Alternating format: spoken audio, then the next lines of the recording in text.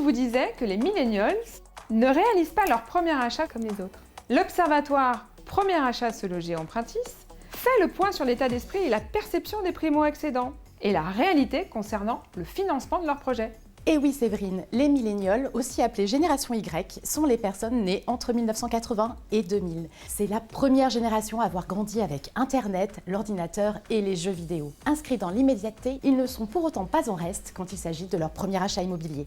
On pourrait penser que cette génération n'est pas attirée par la pierre. Que nenni, il n'en est rien.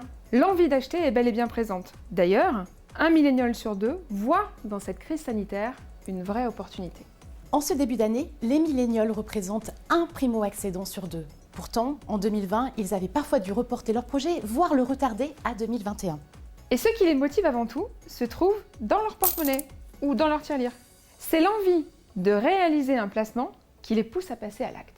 Et oui Séverine, côté tirelire, ce n'est pas parce qu'ils n'ont pas d'épargne qu'ils renoncent à leur projet.